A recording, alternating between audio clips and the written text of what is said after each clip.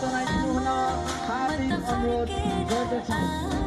आजका हाम्रा प्रमुख अतिथि नेपालका राष्ट्रिय महिला फुटबलर सुश्री प्रीति राई अनि यहाँको आमा उहाँसँगै हुनुहुन्छ।